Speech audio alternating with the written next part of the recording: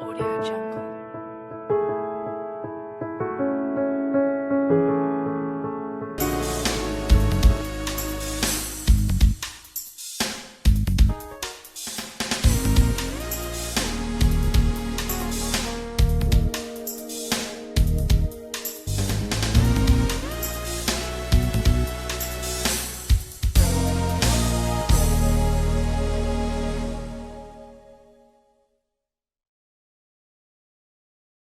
Bonsoir la grande famille, bonsoir à vous tous qui nous suivent depuis vos demeures respectives.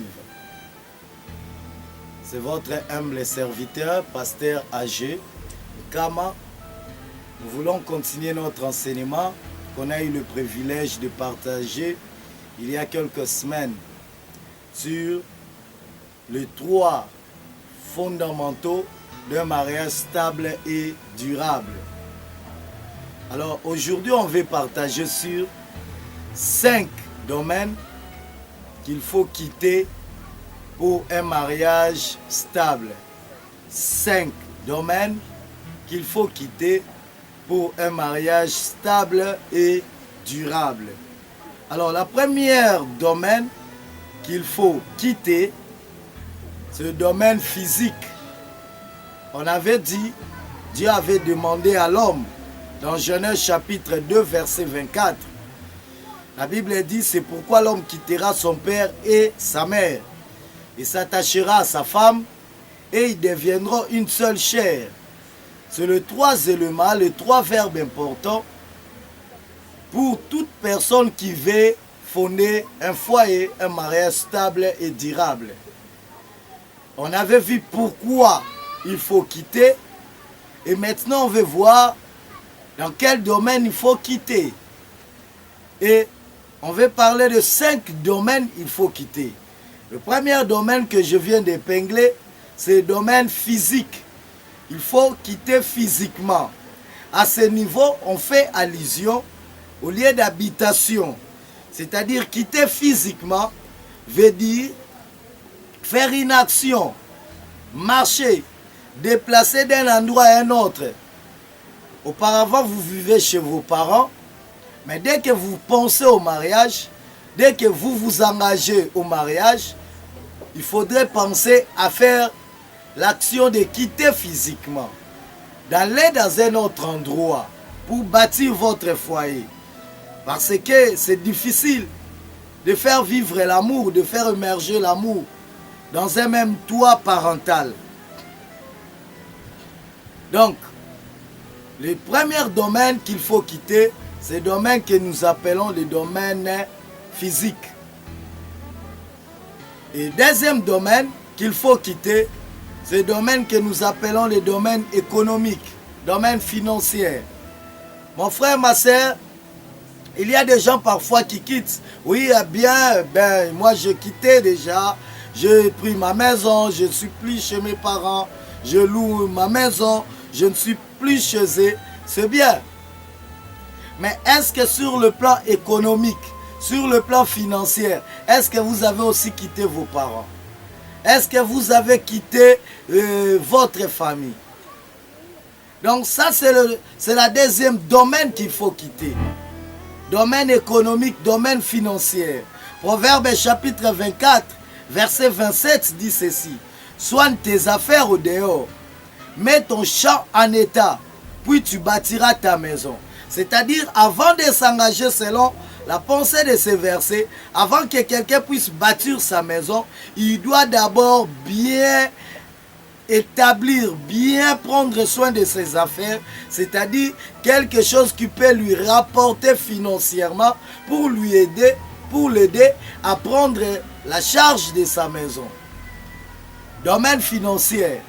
Tu ne peux pas t'engager dans le lieu du mariage, en pensant à tes parents de t'aider financièrement. Oui, l'aide n'est pas mauvaise. Ils peuvent te soutenir à quelque chose. Mais la dépendance financière, ça devient quelque chose de mal que la Bible interdit. Là, il faut quitter, mon frère, ma soeur.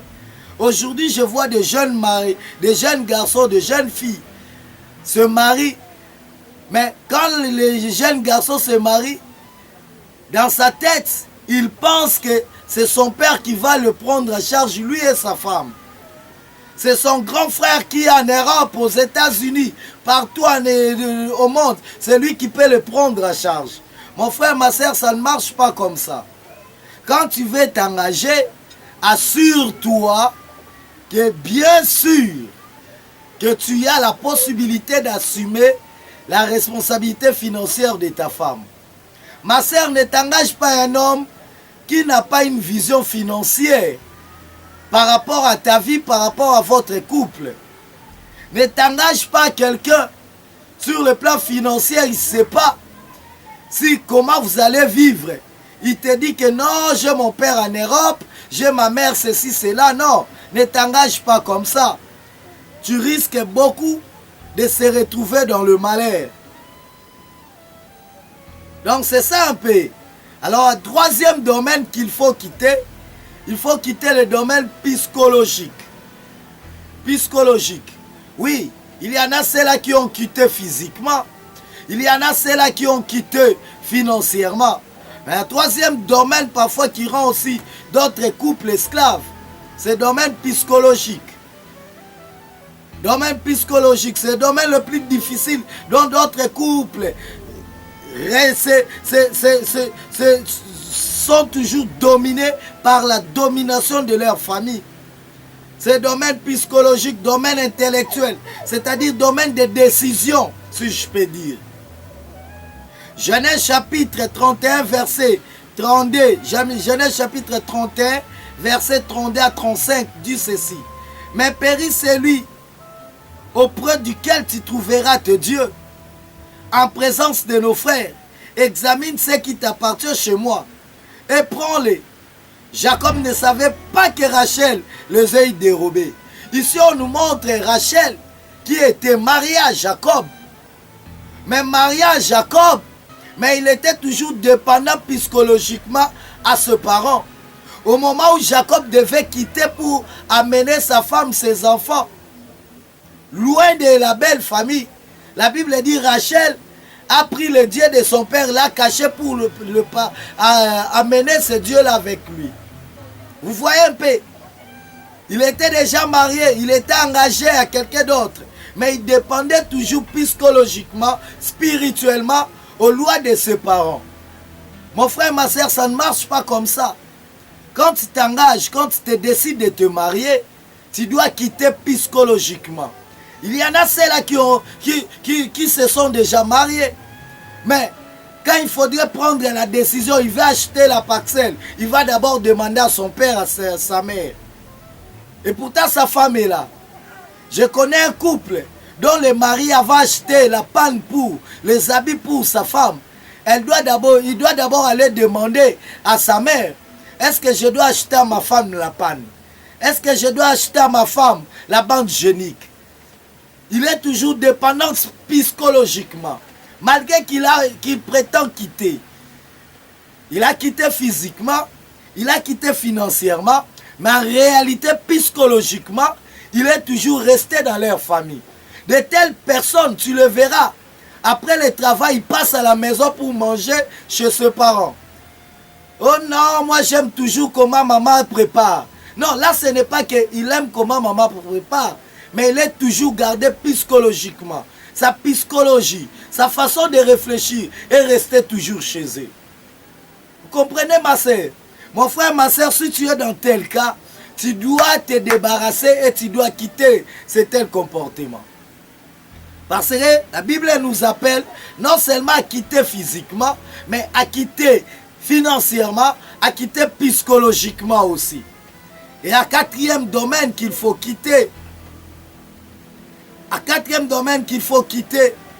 il faut quitter publiquement et légalement. Vous savez, il y a beaucoup de gens qui se marient sans, ou je peux dire vivent ensemble sans quitter publiquement. Publiquement, ça veut dire que le mariage doit être honoré de tous. De tous. La Bible dit que le mariage soit honoré de tous. C'est-à-dire devant Dieu, devant l'État et devant le membre de la famille. Vous êtes marié. Comment vous êtes marié? Est-ce que tu as quitté publiquement, mon frère, ma soeur? Est-ce que tu as quitté publiquement? Rites 4:9. La Bible dit, alors Boaz dit aux anciens, à tout le peuple, vous êtes témoins aujourd'hui que j'ai acquis de la main de Naomi tout ce qui appartenait à Elimelech. Ici, Boaz voulait s'engager à Ruth. Mais Boaz savait qu'il ne pouvait pas le faire en cachette. Il devait faire ça publiquement. Raison pour laquelle la Bible dit, il a appelé les anciens, il a appelé les membres des villages, il a mis toute personne tout autour de lui. Et il s'est décidé, il dit, je vous ai appelé parce que je voulais épouser Ruth. Que vous soyez témoin de cet engagement. Mon frère, qui a été témoin de ton engagement? Tu vis avec cette femme, tu vis avec ce mari. Qui a été témoin de votre engagement? Non, non, non, non, non, non, non. Là, vous n'avez pas encore quitté. Vous devez quitter publiquement, mon frère. Vous devez quitter publiquement, ma sœur, et légalement. Quitter légalement, quitter publiquement, ça protège votre relation. Quand vous quittez publiquement, l'État vous reconnaît votre relation. Tu es protégé, ma sœur. Quand tu quittes publiquement, l'État connaît votre relation. Tu es protégé, mon frère. Donc vous devez quitter publiquement pour protéger votre relation. Parce que le mariage est une proclamation de vœux. Un témoignage public, ma sœur. Ce n'est pas quelque chose qu'on fait en privé. Le mariage, c'est quelque chose qu'on doit célébrer en public. Malgré que chaque société a sa procédure légale sur le plan du mariage. Mais au moins, vous devez se présenter devant votre État, devant votre société publique pour célébrer le mariage légalement. Et les chrétiens sont appelés à copier ce modèle. Les chrétiens ne sont pas appelés à rester. Les chrétiens ne sont pas appelés à rester dans le privé ou à célébrer le mariage dans le privé. Vous comprenez, mon frère, ma soeur? Si tu es chrétien, en tout cas, quitte publiquement et tu verras la bénédiction de Dieu va t'accompagner. Tu verras la bénédiction de Dieu t'accompagnera. Et cinquième élément ou cinquième domaine qu'il faut quitter, il faut quitter son ancien environnement. Ici, on fait référence aux anciens amis proches, surtout particulièrement celles du sexe opposé. Avant de te marier, tu avais des amis proches qui étaient des femmes peut-être. Toi, tu es un homme. Tu avais des amis intimes qui se sont des femmes. Tu avais des amis intimes qui se sont des hommes. Mais quand tu es engagé, en tout cas, il faut faire un backup. Hein? Faire un peu un recul. C'est-à-dire qu'il faut un peu s'éloigner, quitter cet environnement-là. Vous savez, il y a des gens qui se sont mariés, mais qui reculent toujours en arrière chaque jour. Pourquoi? Parce qu'il est marié, il est resté toujours avec des anciens amis. Et les anciens amis célibataires, les anciens amis parfois qui aimeraient t'épouser, mais ils n'ont pas eu l'occasion de te le dire en face. Ils commencent toujours à te faire des choses de manière à intercaler tes mariages.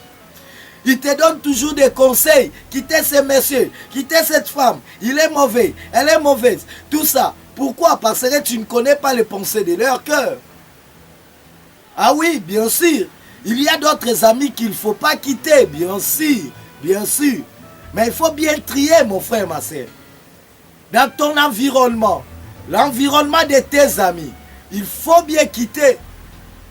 Vous savez, il y a des gens, parfois, tu es déjà arrivé à l'université, tu as fait licence, doctorat, mais tu gardes toujours des amis de l'école primaire. Sache que tu ne vas pas progresser. Parce que quand toi tu réfléchis en x carré, en x cube, en log, lui il ne réfléchit pas comme ça. Lui il réfléchit 1 moins 1, c'est impossible. Donc raison pour laquelle il faut te séparer avec des amis qui ne te font pas progresser. Donc il faut bien choisir, mon frère, ma soeur. En tout cas, merci beaucoup, que Dieu vous bénisse. C'était notre petite exhortation de ce soir sur les 5 domaines qu'il faut quitter pour un mariage stable. 5 domaines qu'il faut quitter pour un mariage stable. Si tu veux avoir un mariage stable, apprends à quitter ces 5 domaines et tu verras que ton mariage sera stable et béni. Que Dieu vous bénisse. À la prochaine ou demain, parce que chaque jour, on a d'autres vidéos à filmer, à projeter. N'oublie pas de passer dans notre chaîne YouTube, Pasteur Agène Kama TV. Commentez, likez et abonnez-vous. Et vous ne serez pas dessus. À tous ceux-là qui passent dans notre chaîne, Pasteur Agène Kama TV, sur YouTube, il y a des enseignements qu'on met dans notre chaîne, dans l'école WhatsApp, dans l'école de mariage, on ne le met pas. Donc, je vous encourage à faire un tour dans notre chaîne, de vous abonner pour être toujours alerté dans nos enseignements qu'on met dans la chaîne qui ne se retrouve pas dans notre école de mariage de WhatsApp, ni dans le Facebook. Donc, que Dieu vous bénisse, soyez bénis, partagez ces messages, multipliez, invitez vos amis à s'abonner dans notre chaîne, Pasteur Agène Kama TV, et vous serez bénis par la grâce de Dieu. Nous prions par au nom de Jésus. Seigneur, je prie et je bénis ma sœur. Bénis sa vie, que ta faveur puisse se multiplier encore dans sa vie. Qui témoigne ta bonté et ta fidélité. Seigneur, celle-là qui n'avait pas encore eu cette décision de quitter, je te prie, Seigneur, d'aider mon frère, d'aider ma sœur à prendre cette décision, de quitter, Seigneur, de quitter des domaines qui pouvaient les retenir, afin de ne pas vivre un mariage heureux, un mariage béni, afin qu'ils n'arrivent pas à avancer. Seigneur, aide-les à quitter ces domaines. Je prie pour sa vie, bénis sa vie, bénis, Seigneur, son couple, bénis ses projets de mariage pour ceux-là qui ne sont pas encore mariés, que cela soit ensu par au nom de Jésus-Christ. Nous avons ainsi prié. Amen. Que Dieu vous bénisse. Ciao, ciao. On se voit demain pour une autre émission au niveau de notre chaîne YouTube. À plus tard. Bye bye. Soyez bénis. Amen.